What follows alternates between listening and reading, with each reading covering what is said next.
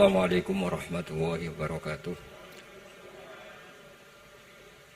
Bismillahirrahmanirrahim. Allahumma ya Allah ihdinas siratal mustaqim siratal ladzina an'amta 'alaihim ghairil maghdubi 'alaihim waladdallin amin. Allahumma shalli wa sallim ala habibika Mustafa Muhammad wa ala alihi wa sahbihi wa barik wa sallim amma ba'du. Yang sangat saya hormati Mustasyar PBNU sekaligus Wakil Presiden Profesor Dr. Ma'ruf Amin, yang saya hormati Rais Am PBNU, Rais Am NU Kiai Haji Miftahul Akhyar, Ketua Tanfid PBNU yang juga masih bernambah sama saya, Kiai Haji Said Akil, yang saya tadi senang sekali marahnya, senang sekali girohnya, karena itu memang khas keluarga kami. Jadi kalau nggak kesampean marah itu bagus. Jadi di antara sifatnya para nabi itu wayakhdufulillah, kalau agama nggak dapat apa tadi jatah ya, nggak tahu saya maknanya itu. Jadi wayakhdufulillah wayardoliridho. Semua yang saya hormati, ini ada Ibu Menteri Ibu Ida Fauzia, ada Gubernur Jatim Ibu Khofifah, yang sangat saya hormati keluarga besar Mbak Wahab Hasbullah. Di sini secara berurutan ada Nyai Mutmainnah, ada Nyai Mahfuzah, ada Nyai Hizbiyah, ada Nyai Mujidah. Yang sangat saya hormati Kiai Haji Hasib, Kiai Haji Rokib, semua yang saya hormati para santri, para alumni. Alhamdulillah tadi acaranya banyak sekali, jadi saya nanti ngaji insya Allah 15 menit. Karena menurut saya solusi bangsa ini itu mudah sekali kalau mau niru Mbah Wahab.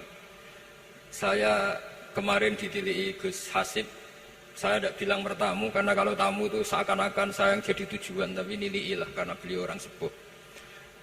Kemudian beberapa hari dikasih paketan buku beliau tentang Mbah Wahab, buku dari beliau tentang Mbah Wahab. Tapi sebetulnya saya tahu banyak tentang Mbah Wahab tanpa buku itu, karena Mbah Maimun, guru saya, juga bapak saya, Kiai Haji Nur Salim sering cerita.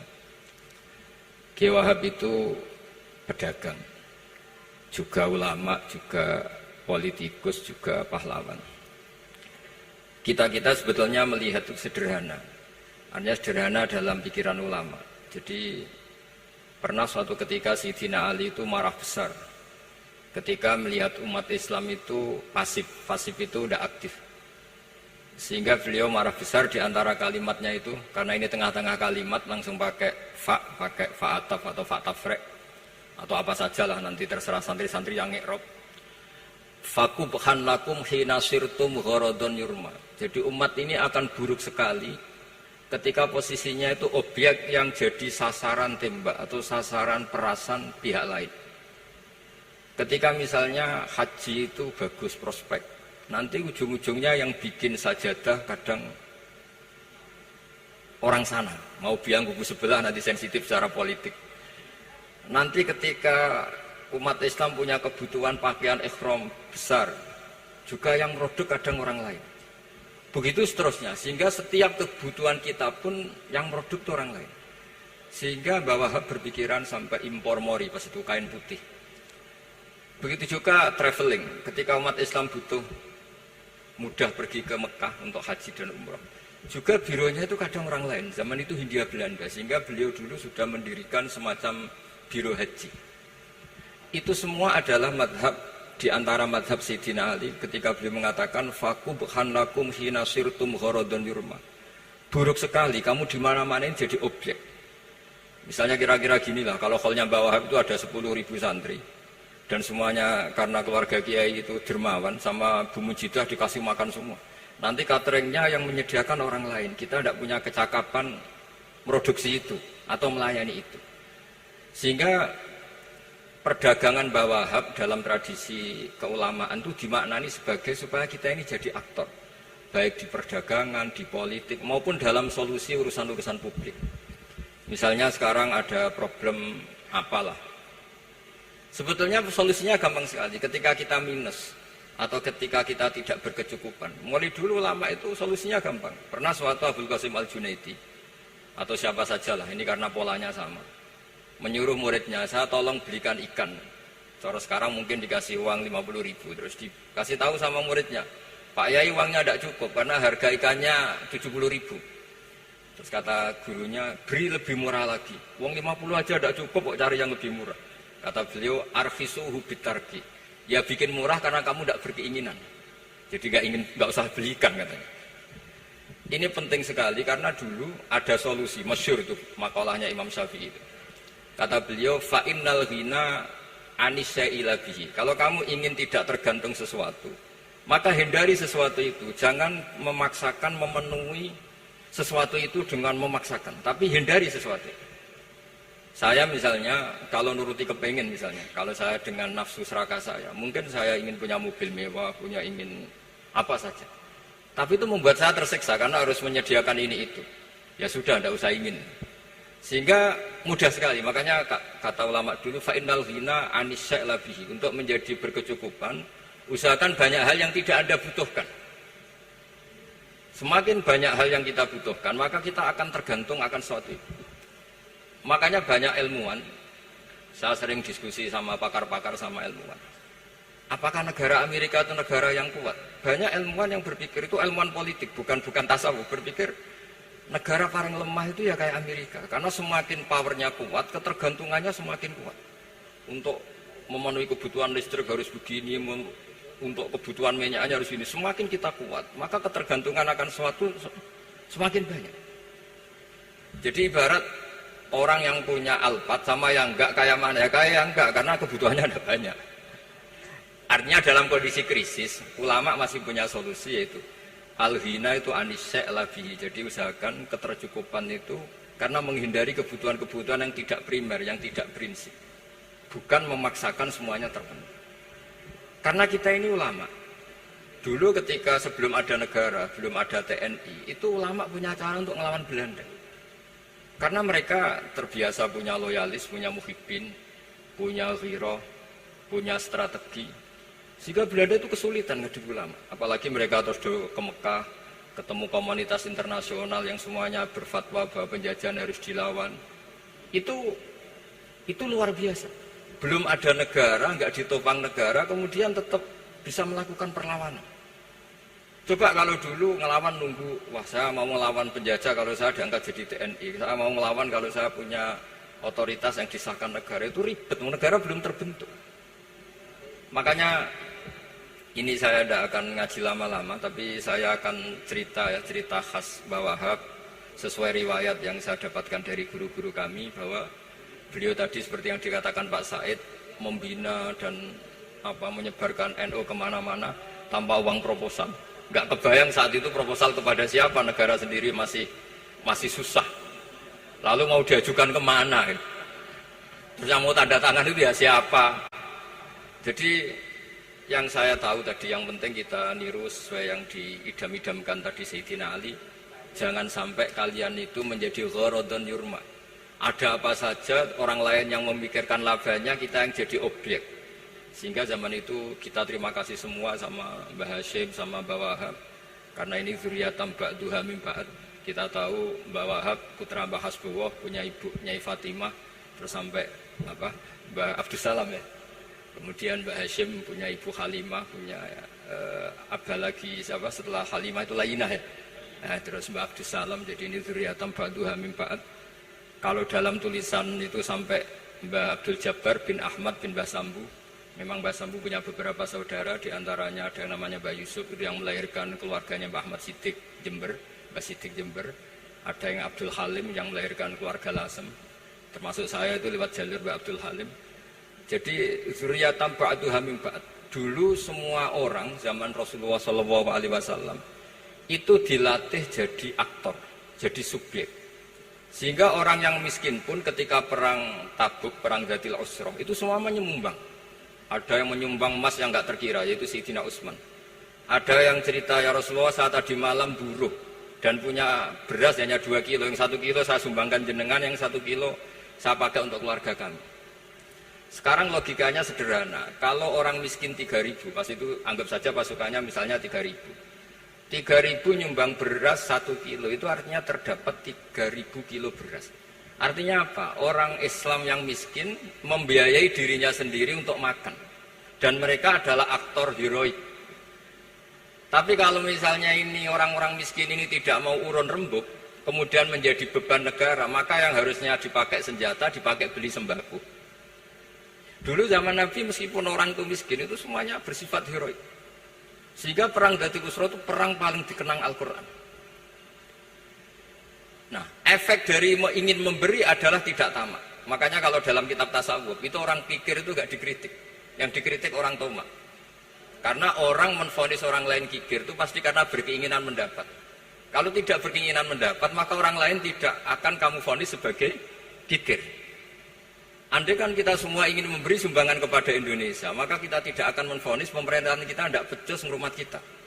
Meskipun pemerintah tentu berkewajiban ngurmat orang-orang miskin itu tentu.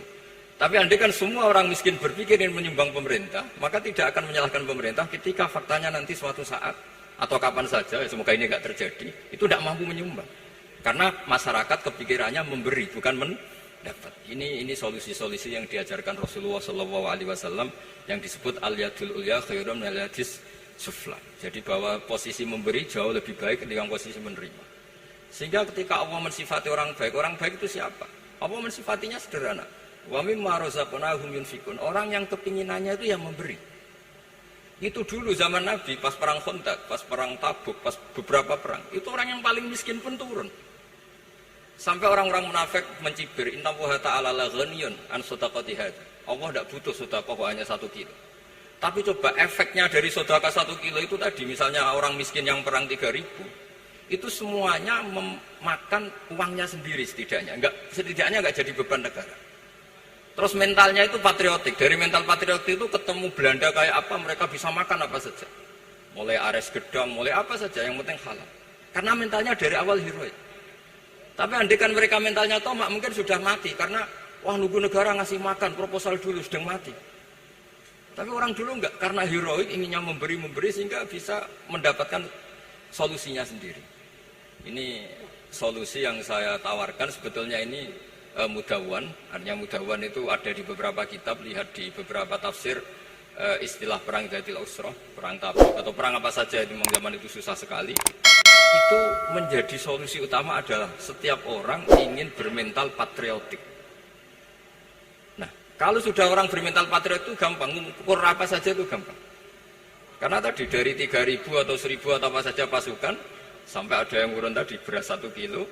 Tapi 1 kilo itu menjadi satu watak, satu karakter bahwa bangsa ini inginnya memberi sama negara. Sehingga negara ini mudah merdeka.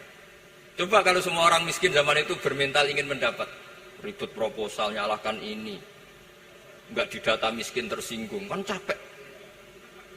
Jadi ini memang zaman akhir ya, agak aneh, orang enggak didata miskin itu tersinggung. Kalau besanan nyari yang kaya, tapi kalau ada sumbangan nyari sebagai yang miskin.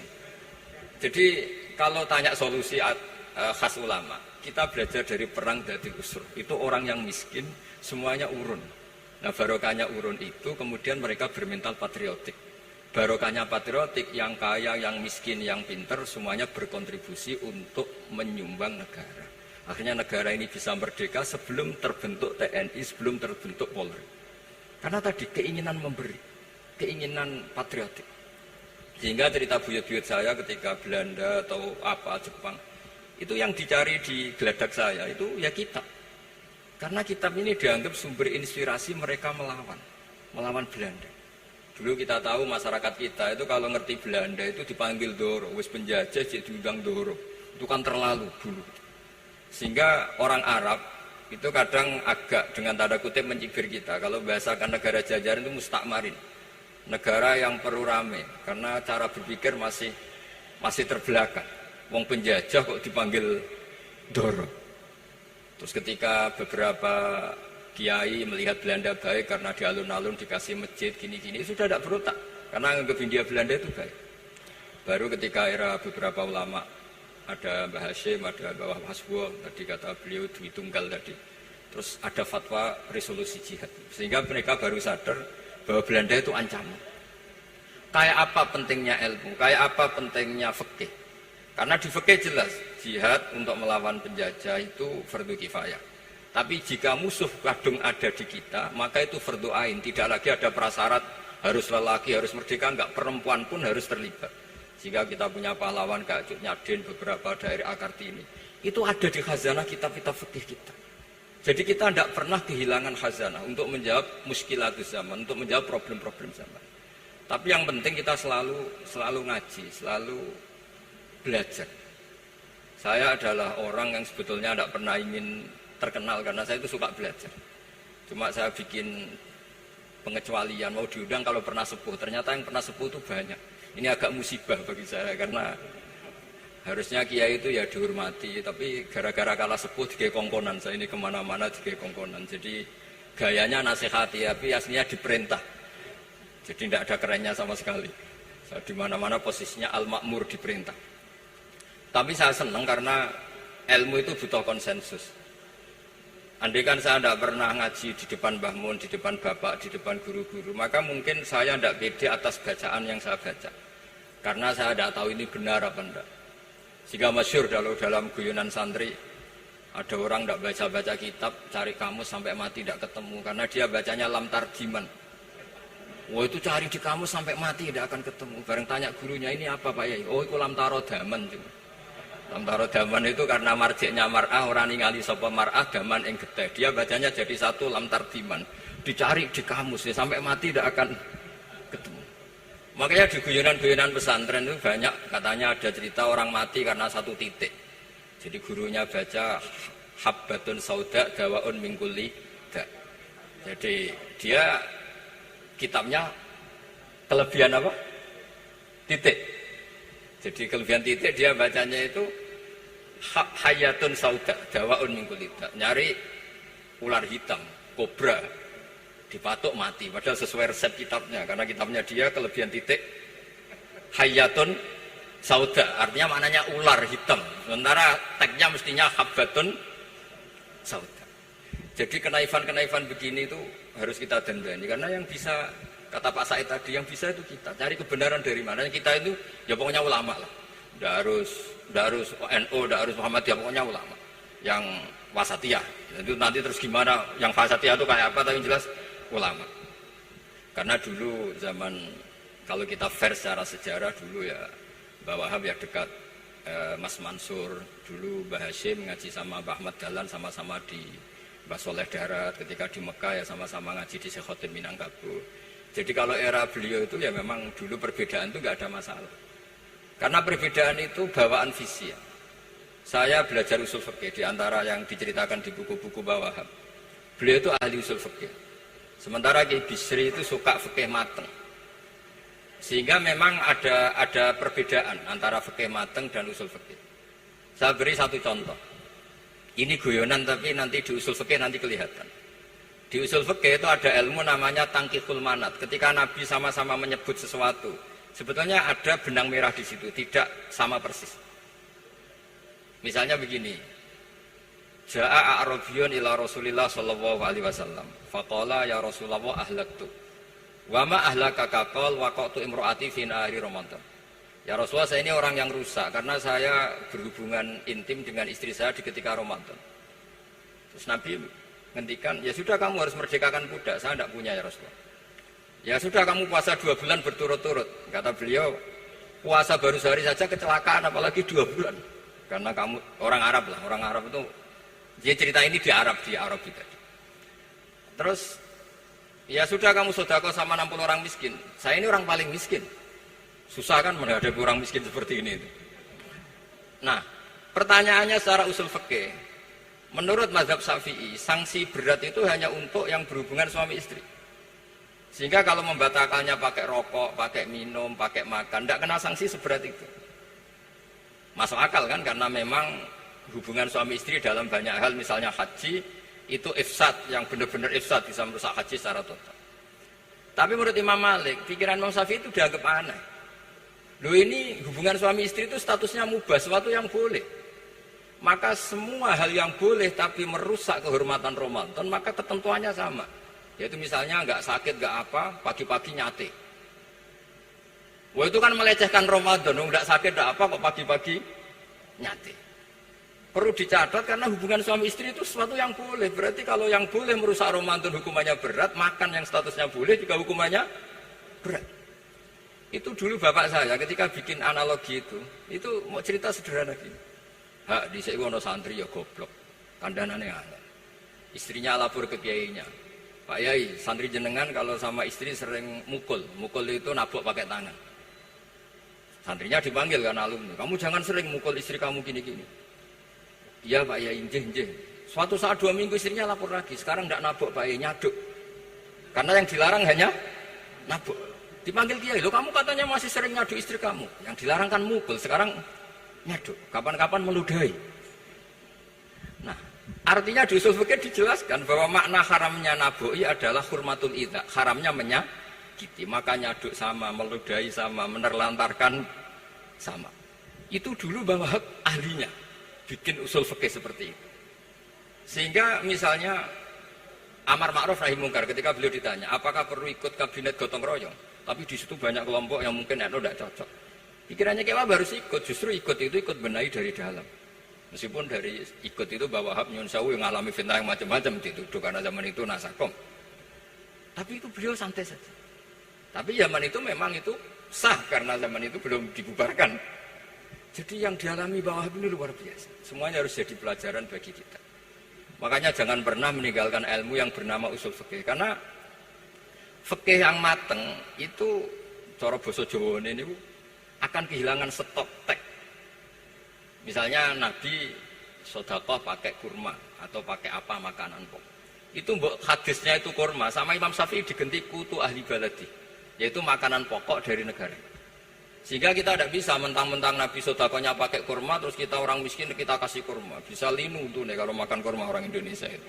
Karena yang penting itu kutu ahli balad bukan kurma. Bukan mentang-mentang Nabi sholat di Mekah Medina, kalau ingin persis sunnah Rasul, sholatnya harus di Mekah Medina. Kalau di Indonesia, Nabi tidak pernah sholat di Indonesia. Sunnah Rasul, sholatnya di Mekah Medina. Bisa ada orang sholat kalau gitu. Jadi, ada ilmu yang namanya tangkihul manat. Yang harus ditiru itu sisi mana? Nah, dalam konteks Arabi tadi, terus kemudian ada dibuang. Ja'a Arabion, kata Arabi itu dibuang. Datang orang Bedui. Orang kota pun kalau punya kesalahan yang sama, hukumannya juga sama. Maka kata Arabi dibuang. Nah, menurut Imam Malik, kata jima hubungan suami istri juga dibuang, digenti membatalkan puasa dengan apa saja yang tanpa uzur syarat. Jadi ini kealiman-kealiman kiai-kiai Indonesia dulu itu, misalnya kentong, dulu meskipun ada yang bilang bid'ah, kentong itu bid'ah karena mirip orang Nasrani. Orang Nasrani itu bentuk kentongnya di kelenteng itu tidak seperti kentong kita. Adat Indonesia kalau pos kampleng ada maling ada banjir pakai kentong. Jadi adatnya memanggil tuh pakai kentong. Makanya kiai-kiai dulu, ini mirip orang Nasrani, enggak mirip pos kampleng katanya. Padahal jelas ya, menurut hadis sahih jelas ketika ada sahabat usul ya Rasulullah bikin kentong, wah jangan nakus itu nanti kayak Nasrani. Bikin bok itu trompet, jangan nanti mirip orang Yahudi. Ya dengan api ya Rasulullah, jangan nanti mirip Majusi. Datang sahabat tergesa-gesa, beliau mimpi kalau diajarin azan. Azan itu maknanya al-ilam, memberi maklumat waktu sholat. Akhirnya ada azan. Kemudian ulama Indonesia dulu Mbah Hashim sama Kiai Fakih Mas Kemampang, yang satu anti kentong, yang satu pro kentong. Itu dulu ya saling menghormati, nggak masalah. Karena fikih itu sekali khilaf itu mirip-mirip. Tadi Pak saya takil nyinggung Palestina. Saya pernah ke Palestina. Itu banyak ulama Mesir yang mengharamkan orang datang ke Yerusalem, ke Masjid Aqsa. Karena mau tidak mau harus dapat visa Israel, berarti ngaku eksistensi Israel. Karena dianggap mengaku eksistensi Israel maka hukumnya haram. Tapi saya pernah ketemu Imam Masjid Aqsa. Beliau bilang begini, Pak Bahak, kalau orang Islam dari seluruh dunia tidak datang ke kami, maka eksistensi kami dianggap diabaikan oleh komunitas internasional. Dan itu dengan mudahnya Israel mencaplok kita. Sehingga separuh ulama Mesir juga mewajibkan yang mampu harus ke sana. Dengan cara itu Aqsa aman karena masih diperhatikan ulama atau komunitas internasional. Yang satu cara pandang ke sana berarti ngaku eksistensi Israel karena ada visa Israel. Yang satu bilang harus ke sana, dengan itu eksistensi Masjid Aqsa terjaga karena masih diperhatikan ulama atau komunitas Jadi di mana-mana khilaf itu ya seperti itu. Tapi alhamdulillah di kita itu khilaf itu biasa. Sehingga zaman kita mondok, saya itu pernah pengalaman buruk sekali saya ketika jadi Rois Musyawarah Fatul Mu'in. Itu ada pertanyaan gini Gus Hasib. Saya tanya gini sama orang. Gus, soft paling utama itu yang nomor berapa? Nomor 1 kata saya. Yang kedua, yang soft berikutnya, iya yang berikutnya. Kalau sudah tahu soft terbaik itu yang nomor 1, kenapa masjid gak dipakai memanjang selatan utara?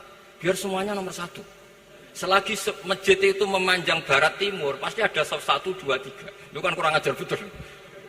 Jadi supaya orang soft 1 semua ya tinggal desain masjidnya, yaitu memanjang utara selatan. Selagi masih memanjang barat timur, pasti soft 2, 3. Terus saya kebalik tanya, lalu setelah begitu yang paling abdul siapa?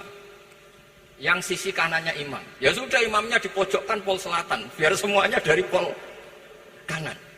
Nanti ada masalah lagi, yang paling abdul siapa? Yang paling dekat imam. Yuskono kerubuti imam kan gitu. Jadi kalau nuruti fikih itu ya memang ilmu logika. Sehingga banyak orang jadi wali itu dari hasil ijtihadnya. Ada orang jadi wali karena sering sholat di shaf awal. Tapi ada wali pesaingnya justru jadi wali karena kalau sholat di belakang. Tapi tetap wali. Suatu saat dua wali ini ketemu. Loh, kamu kok wali? Padahal kalau sholat paling belakang. Saya tuh malu sama Allah. Kok kayak sok suci ya gue ngarep gitu. Jadi wali karena adab, bukan karena malas deh. Saya itu gak pede, saya saja kok sholat di depan. Maksudnya kok kepedean itu. Tapi tentu secara syariat tetap baik yang di depan. Ini saya bukan bela yang, kenapa saya cerita bela yang belakang? Karena yang bela jarang gitu, makanya saya. Dan kebetulan saya kalau sholat ya sering di soft belakang. Tapi ini saya cerita betapa logika fikih itu khazanahnya banyak dan luas. Dan kita bicara usul fikih itu biasa. Kita belajar sama beberapa ulama. Saya berkali-kali cerita di mana-mana. Muhammad bin Hasan Asy-Syaibani itu mewajibkan ulama kaya. Dan beliau kalau ngitung duit itu di kamar tamu, di ruang tamu. Sehingga santri ora kepikiran nyalami template. Kan cara wong Jawa kan meliting ngitung duit kok di ruang tamu. Tapi ternyata alasannya beliau masuk akal. Ben santri ku roh nak kiye di duit. Jadi ra perlu kepikiran nyumbang gula. Ya masuk akal. Tapi yang nyimpen duit ya masuk akal, wong duit kok dipamer-pamerno. Tapi yang pamer nggih monggo nak niate ben wong ya ndak perlu berempati, ndak perlu sakit. Jika nggak butuh didata dapat BLT, mereka duit tidak kok. Ya, itu semuanya istihad. Assalamualaikum warahmatullahi wabarakatuh.